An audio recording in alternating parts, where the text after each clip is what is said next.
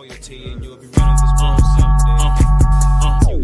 a spirit speaking, truth seeking, heart reaching, knowledge leaking, seeds sowing, harvest reaping, man of legal meaning. I have yet to leave, I'm still breathing. To quit, I have no reason. I mean, I'm asleep, but I be trying to live my dream. I cannot even act if it's all easy. Either you gon' do it or you don't. Really, it ain't no in between. Baby, you can ask the sun, it's an everyday thing. Consistency in your routine is how you bring reality. Working like a slave, that's how I made this masterpiece. Living like a god, I lay at night, I rest in peace. They remember me, but I am not Haram or beast. Wrap your mind around. Do you hear what I'm saying? Last but not least, my little love is these words for you. Peace. Greetings once again. We're back with our BBT, Burning Bush Book Club reading. I'm your host today, Noble Moso L. And I thank everyone who's been tuning in and tapping in. We've been offering a lot of books, physical books, PDF books, rare documents. And as you know, it's Holy Friday in the Moorish culture.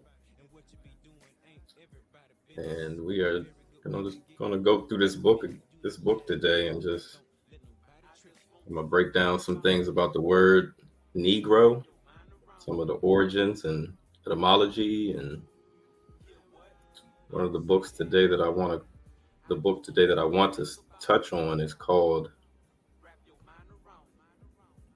excuse me, let me pull it up.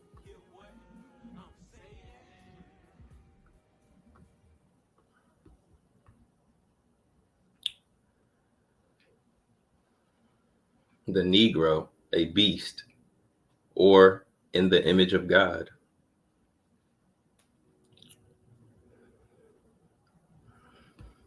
And like I said, we are a book club, a think tank. I encourage and invite you to, follow our YouTube page, our Facebook, burningbushtabernacle.com, bbtsciencetemple.com, excuse me. If you're looking for any books, literature, you can reach out to us directly, myself. You can see my email on the bottom ticker, herbsofmayat@herbsofmayat.com.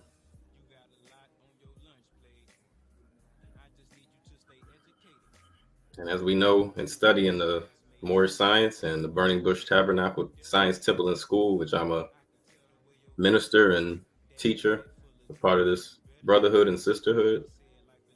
We've been breaking down a lot about the words, the etymology of all the words that definitely we use to call ourselves. And some of these words, a lot of these words and certain words were branded on us and labeled, as we know in the teachings of Moorish science, that a lot of these words were branded on us during enslavement times, which was not that long ago. So if we're not enslaved people, shouldn't we give back the words that were labeled on us and use the original words that we called ourselves? This is not to discredit any of the works of our ancestors of the 1900s and HBCUs and all these institutions that we have of learning and education. But if you are a true educator and a true scholar, you should understand that all words come from a place. There's a denotation and a connotation of words, so meaning that it originally meant and what it means in modern times today. And this word Negro, along with black and colored, were all brands and labels that were put on our people. So this is a great book that we study and we offer, is available today. So if you're watching this live, leave your email in the comments and I would definitely get this book to you for a small donation. And leave your email because we have so many books for you all to learn from, study, just absorb the wisdom. You're not going to have these revelations overnight per se. You have to study them. You have to cross-reference different books, different time periods, and just really understand what we were called in ancient days and before enslavement. I really want people to understand, like the words more, morisco, moreno, Saracen, Berber, and all these words come from a place, African. All these words have an origin. So I thank all who's ready to go on the journey and just, break down some of this book. But before I do that, I do want to share my screen and break down the word Negro, the etymology specifically.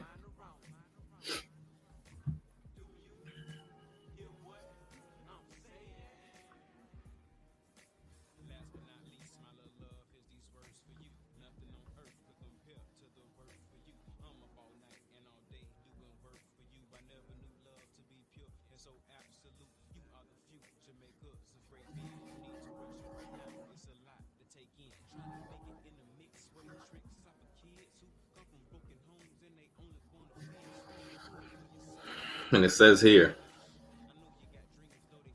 Negro, from the 1550s, meaning a member of a black-skinned race of Africa, from Spanish or Portuguese Negro, black, from Latin, nigrum, nominative Niger, which is a country, black, dark, sable, dusky, applied to the night sky, a storm, the complexion, figuratively, gloomy, unlucky, bad, wicked. According to Divan, it's a word of unknown etymology. According to Watkins, perhaps from pie, nuked, or night. The Latin word also was applied to the black peoples of Africa, but the usual terms were Ethiopis or Afur. And as we know, that's Ethiopian, or the origins of the word Afur or Africa. As an adjective from 1590s, use with a capital N became general early 20th century in reference to U.S. citizens of African descent, but because of its perceived association with white imposed attitudes and roles, the word was ousted late 1960s in this sense by the word black.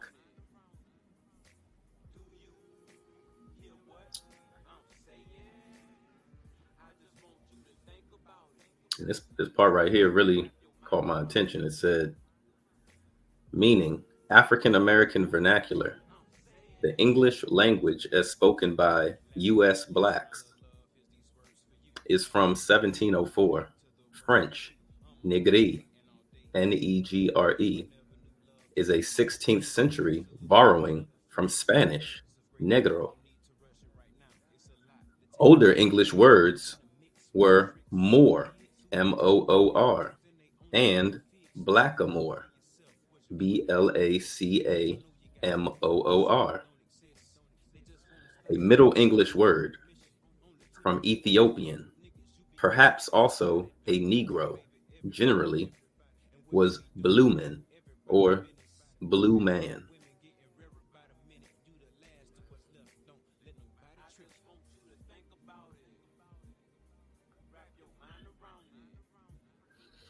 So I really want y'all to think about it and just break down these words of the etymology of the word Negro. You know, there's a history of this word, and as we know in the more science teachings, it says Negro also could have came from necro, which means dead, because the word Negro was a term put on the enslaved people, and it turned them into a different person, a lesser class of person in the culture, in the society. So if we are using this word up until now, I would think that it would be more harmful than helpful. And that's why we understand our Moorish lineage or Black or Moor lineage. We're not saying that Black is not beautiful, but it's not a nationality. Negro, there's no Negro land. You'll even see that on some old maps, the word Negro or Negro land. But I don't think a person of Moorish descent would disrespect their ancestors by putting the word Negro land on a map. And so to continue, I just want everyone to just really keep that in your mind, keep that in your hippocampus, the etymology of these words.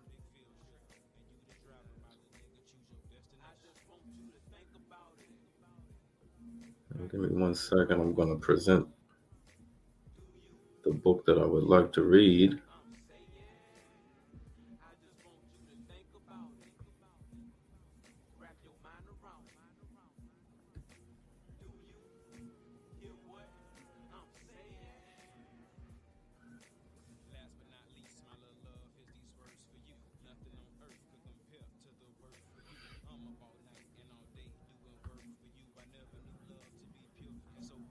The Negro, a beast, or in the image of God.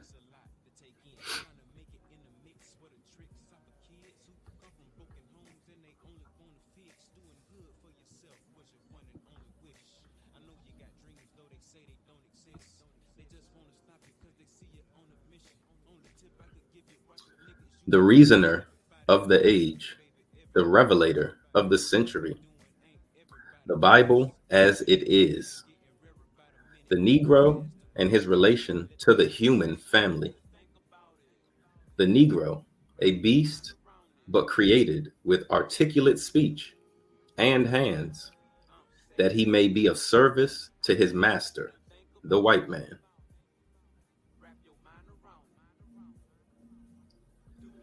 The Negro, not the son of Ham. Neither can it be proven by the Bible and the argument of the theologian, who would claim such melts to mist before the thunderous and convincing arguments of this masterful book. By Chase Carroll, who spent 15 years of his life and 20,000 in its compilation.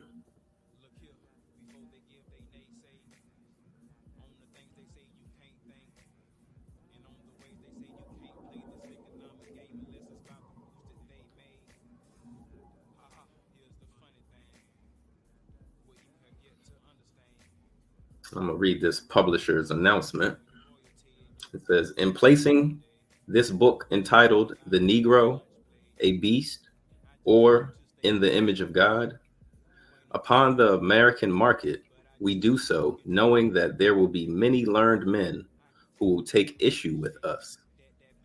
But while we are fully convinced of this, we are also convinced that when this book is read and its contents duly weighed and considered in an intelligent and prayerful manner, that it will be to the minds of the American people like unto the voice of God from the clouds appearing unto Paul on his way to Damascus.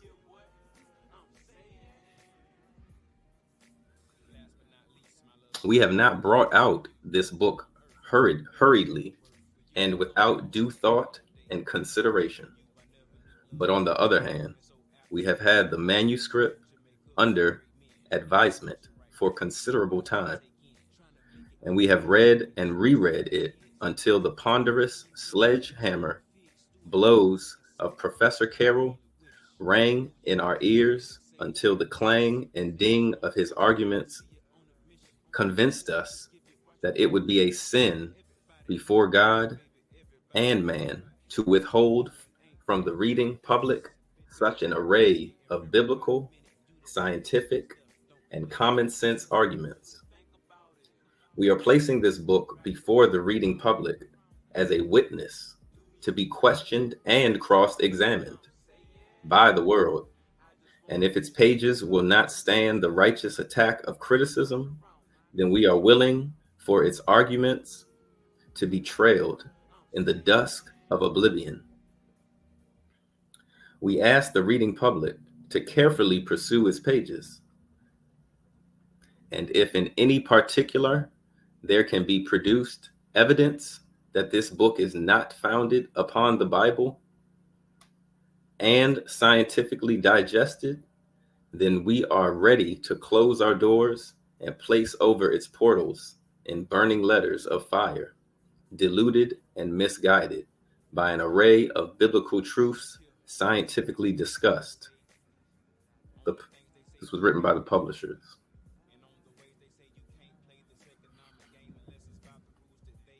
So they're basically saying that they've done a lot of research and cross-referencing, and they went to every length to research the origins and of this term, this word, and is the Negro truly, can you really be Negro and call yourself Negro and be made in the image of God?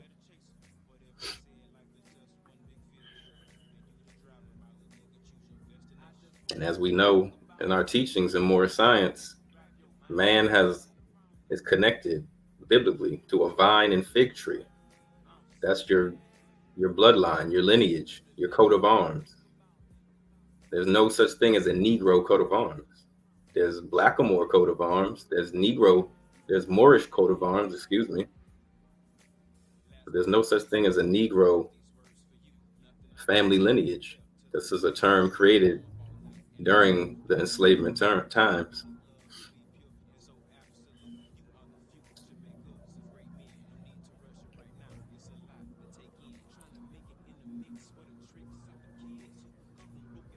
Just to continue, it has a list of illustrations. I won't read all of them, but if we get to them, we may. If not, another day. But the list of illustrations it has is Adam and Eve, the morning of the creation of man. Is the white man in the image of God? If he is, can the Negro be also? Does like beget like? If so, could white parents beget a Negro child? Was Christ a Negro? If so, God is a Negro, as he is the Father of Christ. Was the first offspring of Adam and Eve a Negro, or was any of their children Negroes? The beast and the virgin, or the sin of the century? Did nature blunder, or was God mistaken when he said, like begets like? Will your next child be a Negro? If the Negro sprung from Adam and Eve, then it may happen. The egg of creation. Can you get a duck from a turkey? Or a dove from the egg of a crow? Natural results of amalgamation brought about by treating the Negro as a human being.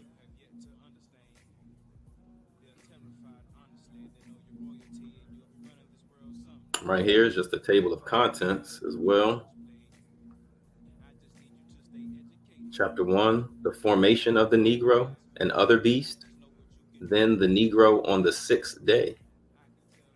Biblical and scientific facts demonstrating that the Negro is not an offspring of the Adamic family. The theory of evolution exploded. Man was created a man, and did not develop from an ape. Convincing biblical and scientific evidence that the Negro is not of the human family. Cain's offspring, soulless as they were of amalgamated flesh.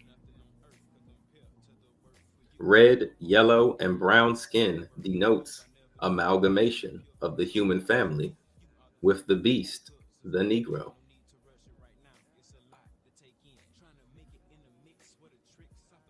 Chapter 7, that the beast of the Bible is a biped animal and not a quadruped. And that means he's a creature that stands on two legs as opposed to a four-legged. And that's in our Moorish teachings. Noble Ali wrote that the Negro is a two-legged beast. And this book proves it. And it's proven in the Bible. Chapter 8, it was not God's original plan that his son should be crucified, but amalgamation and disobedience of the human family made it imperative.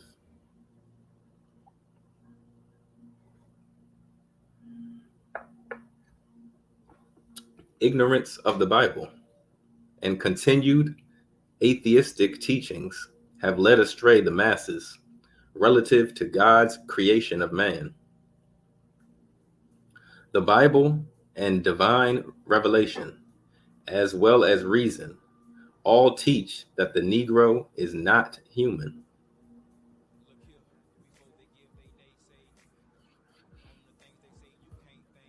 So as y'all can see here,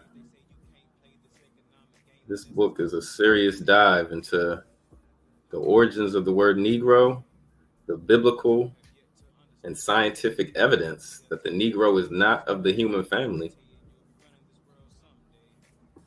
and that this was a creation.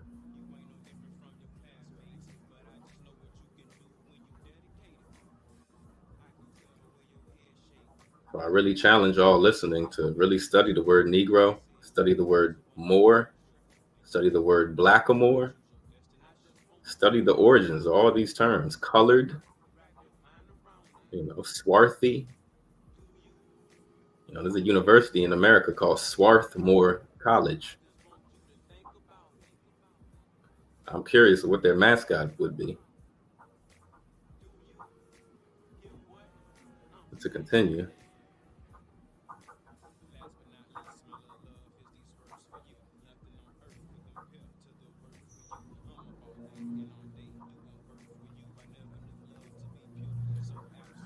This is the image. You can see it says morning of the creation of man, heaven. Then it shows the direct line of kingship with God, or kinship with God. And if you can see in the shadows, it shows the Negro. And then it has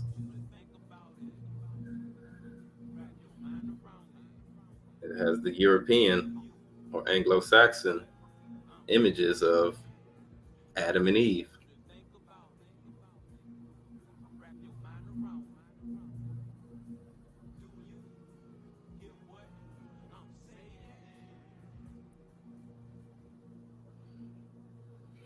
And I hope you can see to the right.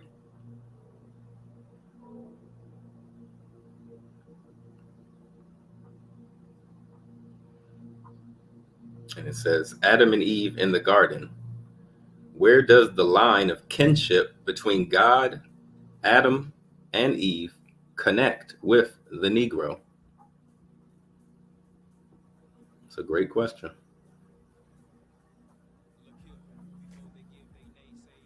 Chapter 1.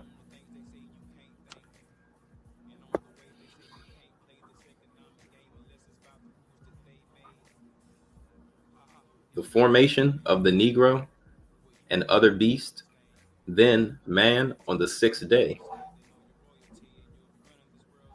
There are just two schools of learning in the world today, which propose to explain the existence of the heavens and the earth, with all the phenomena which characterize each.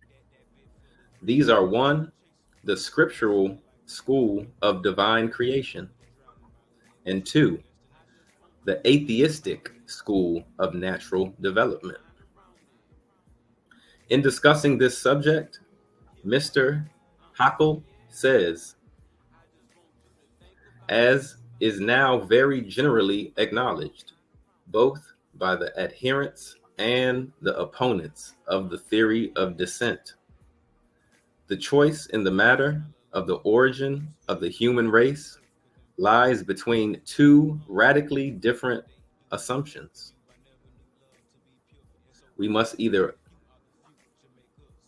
accustom ourselves to the idea that the various species of animal and plants, man included, originated independently of each other by the supernatural processes of a divine creation, which as such is entirely removed from the sphere of the scientific observation, or we are compelled to accept the theory of descent in its entirety and trace the human races equally with the various animals and plant species from an entirely simple primeval parent form.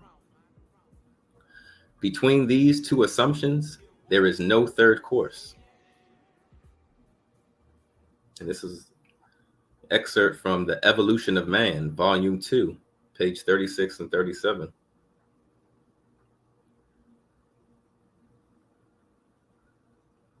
The school of creation teaches that the heaven and the earth, with all the phenomena which characterizes each, is the product of divine creation, in direct opposition to the scriptural school. The school of atheism teaches that the heaven and the earth, with all the phenomena which characterize each, is the result of natural causes, working without design to accomplish their formation.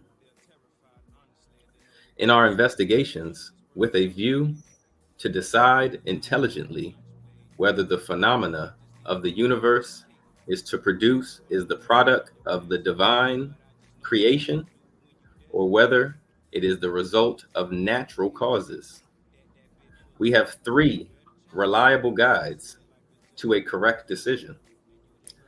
These are science, reason, and revelation. Science teaches that the lowest element of which it has any knowledge is matter. Science also teaches that matter exists in the material universe in just three forms: solid, liquid, and gas. And in as much as all bodies, celestial and terrestrial. So that's in the heavens or the cosmos, and the earth, terra, terrestrial, are resolvable into matter in its gaseous state. Science very properly decides that matter is its gaseous state was the primitive condition of all bodies. Science also teaches that matter is not self-existent,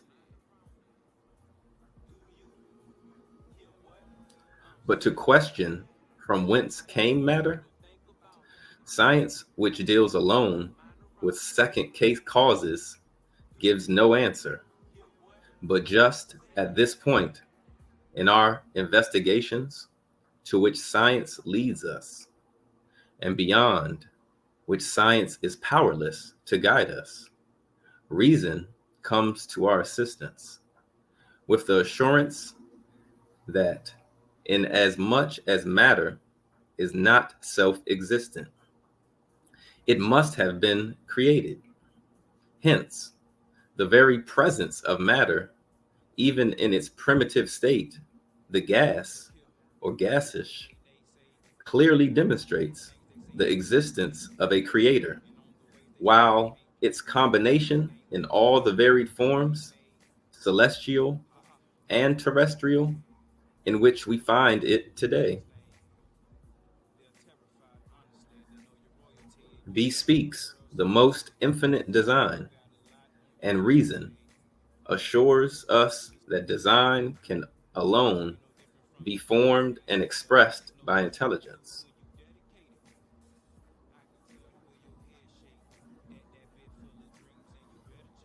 But to the question, when and by whom was matter created, reason gives no answer.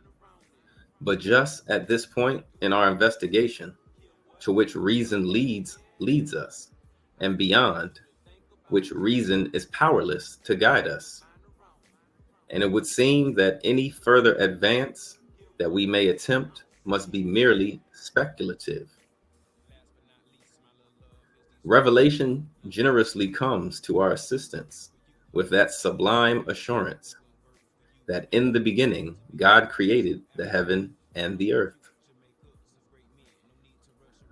Thus, Revelation, in harmony with science and with reason, emphatically confirms the teachings of each, that there is a God, a personal God, a creator distinct from his creation.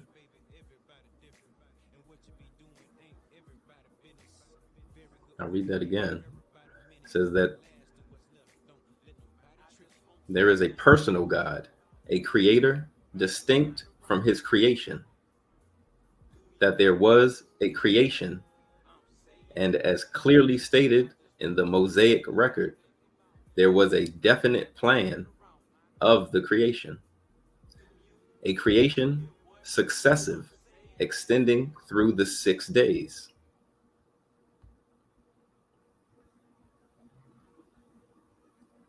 The initial step was the creation, in the beginning, of the lowest element, matter, as stated in the first verse.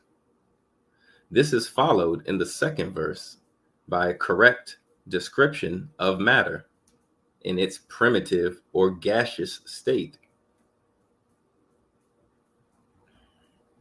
And this by the production of light, cosmic light, on the first day, continuing by the formation of the heavens on the second day, the separation of the dry land from the waters, and the introduction of plant life on the third day, the formation of the luminaries on the fourth day, the introduction of animal life and the fish, followed by the fowl on the fifth day, the bringing forth of the cattle, creeping things, and beast, the whole terminating in the creation of man in the image of God on the sixth day.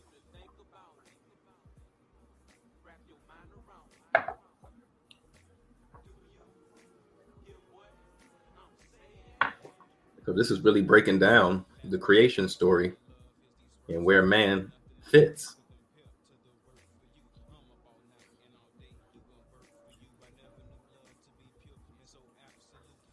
We are thus enabled to realize the necessity of a direct revelation of these great fundamental truths, to which human wisdom could not attain in any other way, which without the sanctions of God's word were doomed to remain simple hypothesis, incapable of proof.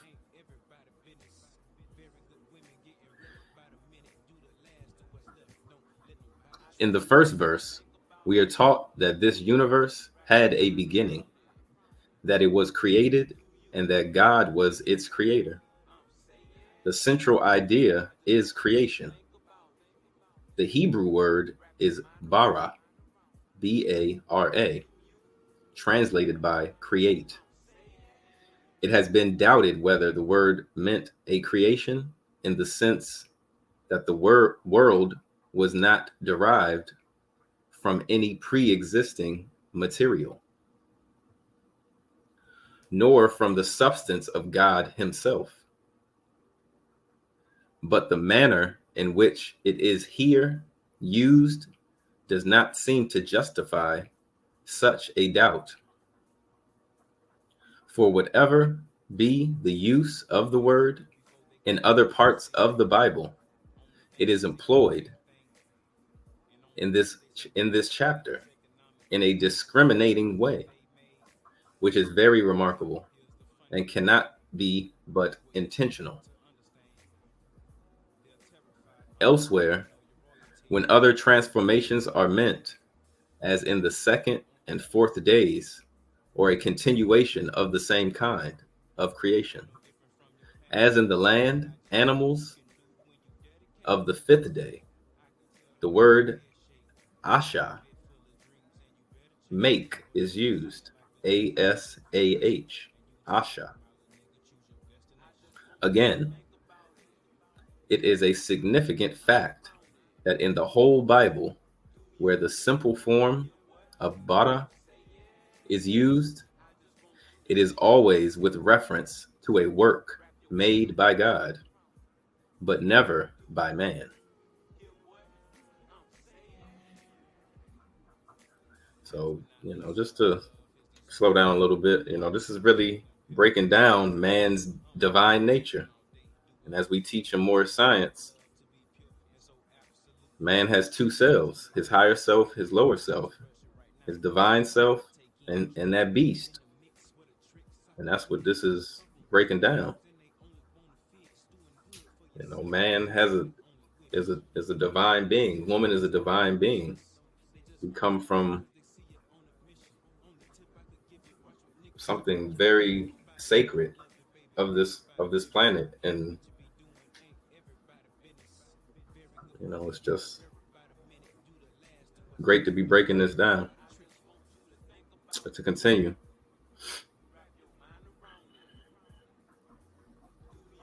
the Mosaic record teaches that there is just three creations. The first of these is described in connection with the heaven and the earth in the beginning.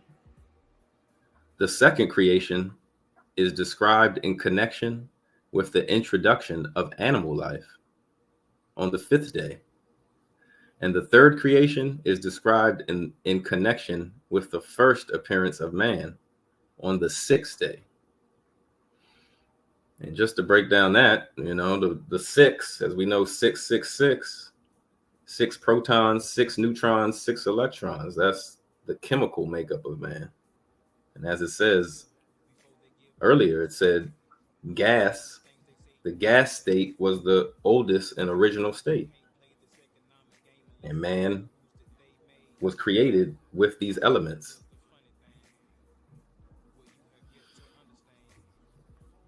In order that we may properly appreciate the value of this scriptural teaching, we must first understand what constitutes a creation, as described in the Mosaic record. This we understand to be the introduction into the material universe of some element that had no prior existence there. This leads us to decide that in the remote past, in the beginning, what is now the material universe was empty space. And, one of the other teachings we teach in more science is that there was never a time when man was not. We didn't have to go through an evolution of ape and all these other teachings that we may have been told since childhood. But when you dive deeper, you can get a full totality of the origins of man and woman. This condition gave place to the creations and formations described in the Mosaic record. First, the creation of the heaven and the earth in the beginning. That is, the creation of matter, the material out of which the heaven and the earth, with most of the phenomena which characterize each, were formed. That matter was the creation described in the first verse of the Mosaic record. It's clearly proven by the correct description of matter in its primitive or gaseous state, as given in the second verse of the record as follows. And the earth was without form and void, and darkness was upon the face of the deep. And the Spirit of God moved upon the faces of the waters. Mr. Guyot says, the matter just created was gaseous. It was without form. For the property of gas is to expand indefinitely. It says, let me read that again. The matter just created was gas. It was without form, just like we were before we were conceived into our mothers. For the property of gas is to expand indefinitely. So it has no limitation. Isn't that the same thing we say is what God is? That's what we say our creator is, infinite.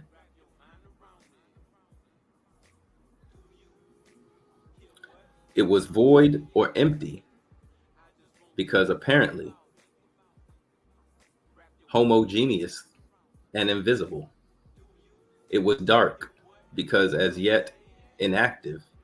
Light being the result of the action of physical and chemical forces, not yet awakened. It was a deep for its expansion in space. Though indefinite, was not infinite, and it had dimensions. And the Spirit of God moved upon the face of that vast, inert, gaseous mass, ready to impart to it motion and to direct all its subsequent activity, according to a plan gradually revealed by the works of the great cosmic day.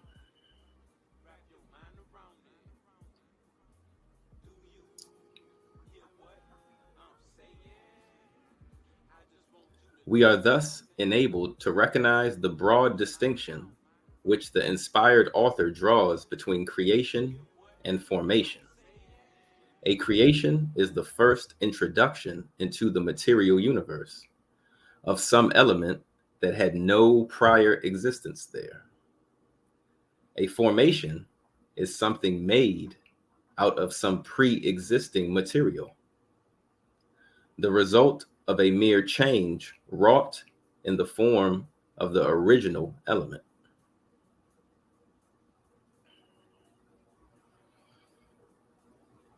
So we definitely need to understand that the difference between creation and formation. The era of progress opens with the first day's work. At God's command, movement begins, and the first result is the production of light. This was no creation, but a simple manifestation of the activity of matter. For according to modern physics, heat and light are but different intensities of the vibratory motions of matter.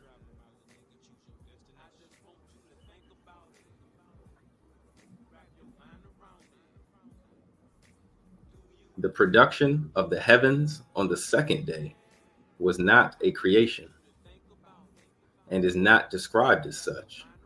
They were simply formations out of the original creation, matter. The introduction of plant life on the third day was not a creation and is not described as such. God simply commanded the earth to bring it forth. The luminaries, which made their appearances on the fourth day, were not creations and are not so described. They were mere formations out of the original creation, matter.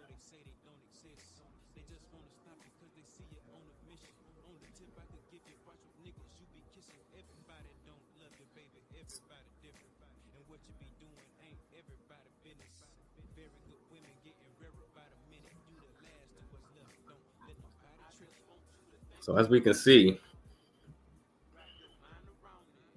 this chapter is really breaking down matter, breaking down formation versus creation. There's a lot of terms in this book.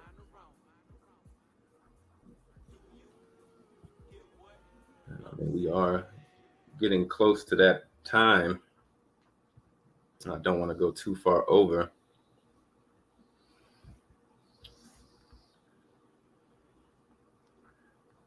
Again, this book, if you would like it, reach out to us. We have a plethora of books and topics. This book is called The Negro, a Beast, or In the Image of God. This is a book you definitely want to have in your catalog. I'm still going through it, and I'm happy that you all have joined me. If you want a copy of this book, reach out directly. We have these books on all our platforms. mypdfbooks.com. That's books with a Z. We have it at bindedbooks.com as well. Sorry, I'm just looking for I can show you all our different platforms. mypdfbooks.com. That's books with a Z. If you would like this book or any other topic, if you'd like a physical copy of this book, you can reach out to us at bindedbooks.com for any physical copy of any book. And you'll get it for a fraction of a price that you would buy on Amazon or any other platform. And if you would like some herbal teas to go with your books, that's what I'm sipping on right here. I invite you to visit Mayat Sons on Instagram or herbsofmayat.com. We have a good selection of herbal teas for respiratory to get ready for this fall, to build the immune system. And the music that you heard in the beginning and may hear in the background, if you would like to download, is our brother B.H. Bay Music, Brian Hicks Bay, and his album, Transportation of Raw Materials. If you would like any fezzes, turbans, kufis, check us out at moorishhaberdasher.com. Along with any other Moorish drip or regalia, you can go to moorsachi.com. All cultural garb inspired by the Moorish Renaissance. And again, lastly, we are the Burning Bush Tabernacle, Science Temple and School. Classes every Saturday and Sunday. We work out at 12 noon Eastern Time, Saturday and Sunday. And you can tap in with us live on Facebook, Instagram. We really invite you all and welcome you all to, come study with us. Come check out our book club. Ask us any questions. We welcome all light seekers. We welcome all schools of wisdom, all houses, whether you're Christian, Muslim, Buddhist, Judas. We study all spiritual systems. Taoism, Zoroastrianism, Gnosticism. And last but not least, we invite you to check out our podcast, JKS, which is Journey to a Knowledge of Self. So you can hear some of our story of how some of us came into this brotherhood and sisterhood, what our past was, and what led us up to this point today. And again, if you want any book from us, please reach out. You look at that yellow ticker on the bottom, you can see Herbs of Mayat, bindedbooks.com, or mypdfbooks.com. All platforms have books and content for your study, for your library. And I really encourage you all to reach out to us. Again, my email is herbsofmayat, that's HERBSOFMAAT at herbsofmayat.com. And so with that, I will conclude this book club. Again, if you would like the book we went over just now, The Negro, A Beast, or In the Image of God, leave your email in the chat live so I can see it and we can dialogue and get you a book. Just for a small donation, you can have this book tonight. But with no further ado, I say thank you, peace, love, and light.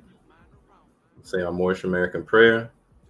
Allah, the Father of the universe, the Father of love, truth, peace, freedom, and justice. Allah is our protector, our guide, and our salvation by night and by day through his holy prophet, Noble Drew Ali. Shalom Aleichem, Ayar Asher Ayar. Hotep, peace, love, and light.